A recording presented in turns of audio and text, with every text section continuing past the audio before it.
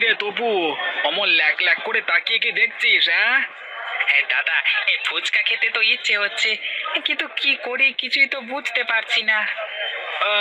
পকেটে টাকা নেই বুঝি? না দাদা, বাড়িতে টাকার কথা বললে তো ধরে ঠ্যাঙাবে। একে তো সারাদিন কাজ কাম না করে বাইরে টোটো করে বেড়াই তোমার সাথে। বাবা বাবা বাহ, কি সুন্দর করে আমার উপর দোষটা দিয়ে দিলি বল। আমি কি তোকে বলেছি যে সব কিছু বাদ দিয়ে তুই আমার পিছু পিছু চল? হ্যাঁ আরে না না, তা হবে কেন? ওসব কথা পরে হবে। তুমি আগে আমাকে এখন ফুচকা খাওয়ার ব্যবস্থা করে দাও দেখি।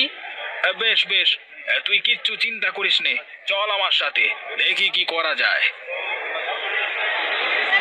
এই তো পেয়েছি, এই চল এখন আমার সাথে।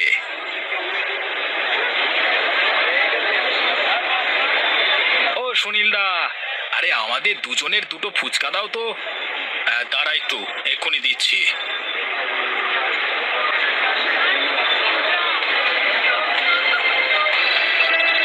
এ কি, এই ফুচকার মধ্যে ফড়িং মরে পড়ে আছে তো। কই কই দেখি দেখি, আমার কাছে দে তো দেখি। ও আর কি হবে দাদা, যা হওয়ার তো হয়েই গেছে। এখন তো মনে হচ্ছে যা খেয়েছি তা তো উঠিয়ে দিয়ে যাই।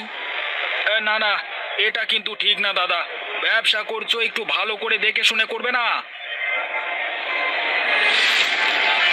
হায় হায় রে, আমার এ কি সর্বনাশ হলো রে, এখন আমি কি করব? দাদা, আজকে তুমি যে কাজটা করলে তা কিন্তু মোটেও ঠিক হয়নি। এই তুই থাম তো, বলি খাবার সময় তো কোনো কথা বললি না, গপাগপ গিলে গেলি।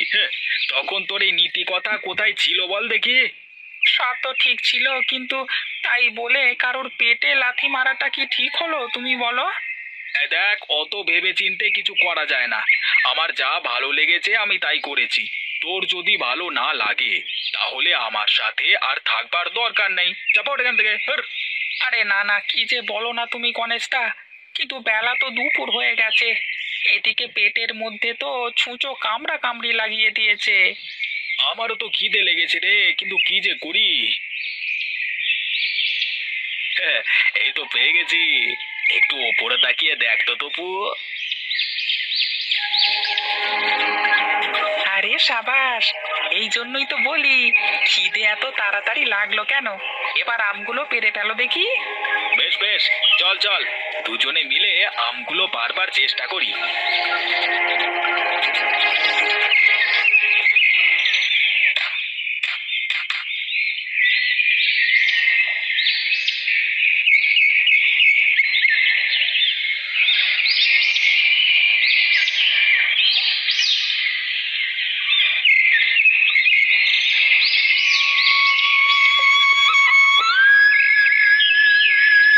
হায় হায় হায় হায় রে, আমার এত বড় সর্বনাশ কে করলো রে!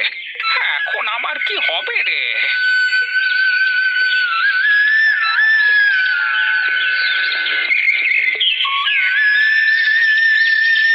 কি হলো কাকা, তুমি এভাবে দাঁড়িয়ে কান্না করছো কেন? দেখো না বাবা, দেখো, বদমাস ছেলেগুলো আমার বাগানের সব আম কিভাবে নষ্ট করেছে দেখো। তাই তো, এভাবে কি কেউ কারো ক্ষতি করে? তুমি কি কাউকে দেখেছিলে কাকা, বা তোমার কি কারোর প্রতি সন্দেহ হয়? তুমিও তো বাবু দ্বারকাদের মতো কথা বলো।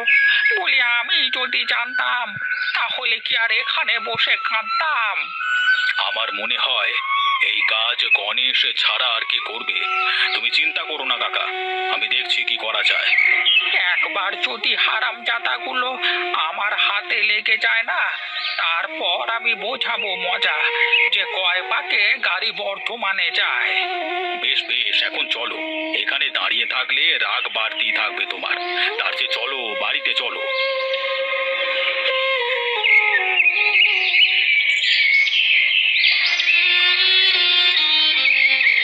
কি গো, আজ এত তাড়াতাড়ি চলে আসলে যে?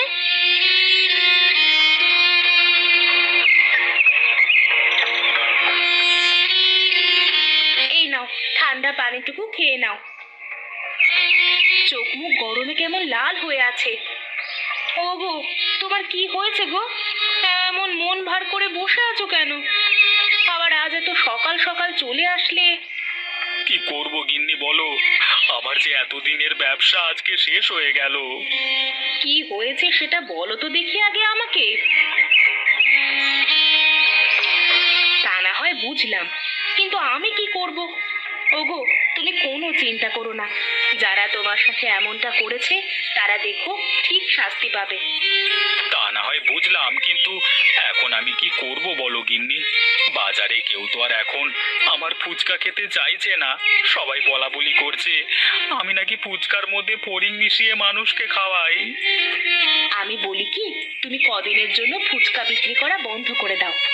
আর তাছাড়া তুমি ছাড়া তো এই গ্রামে আর কোনো ফুচকাওয়ালা নেই, তারপর যা হয় দেখা যাবে।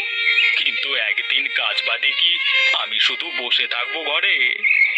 তোমাকে বসে থাকতে কে বলেছে? তোমার যা ইচ্ছে তাই করো, কিন্তু আপাতত 2-4 দিন ফুচকা বিক্রি বন্ধ করো। বেশ, তোমার কথাই থাক। তুমি চলো, আমাকে দুটো খেতে দেবে। শান্তিতে দুটো খেয়ে জব্বর একটা ঘুম দিতে হবে, তাহলে না মাথা থেকে এই চিন্তাগুলো দূর হবে।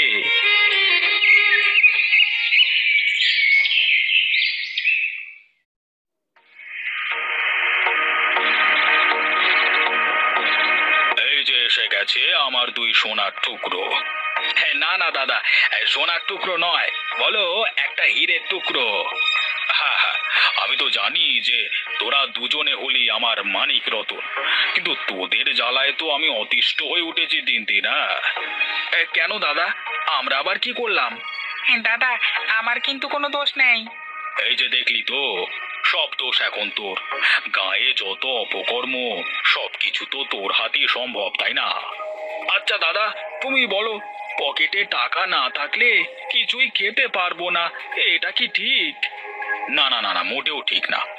কিন্তু তাই বলে কারোর পেটে লাথি মারাটাও তো ঠিক না, তাই না?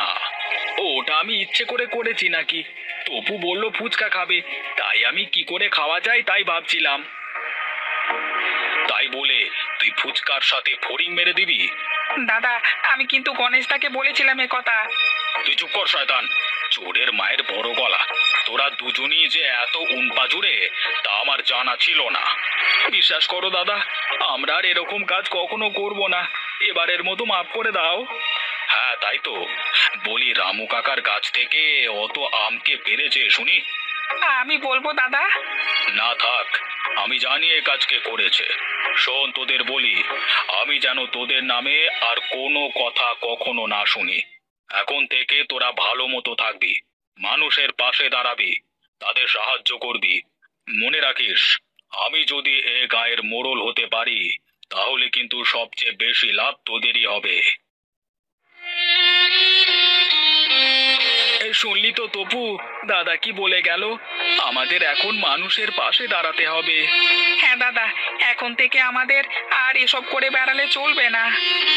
চল, এখন বাড়ির দিকে যাওয়া যাক।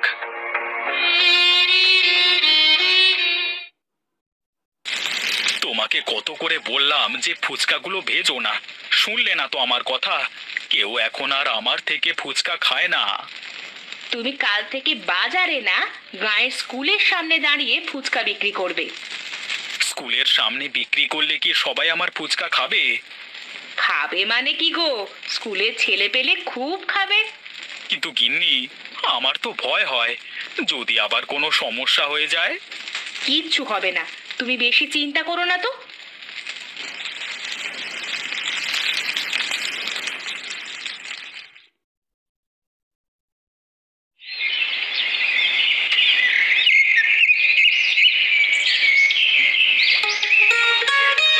গিন্নি, কোথায় গেলে গো?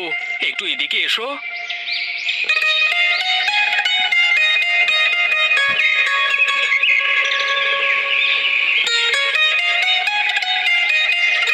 এগুলো কেমন করে হলো? আমার তো বিশ্বাসই হচ্ছে না, এ তো দেখি লাল ফুচকা। বুঝলে গিন্নি, বোধহয় ওনার কৃপা দৃষ্টি আমাদের উপর পড়েছে গো। ওগো যাও যাও, তুমি গিয়ে দেখো এই লাল ফুচকার ব্যবসা কেমন হয়।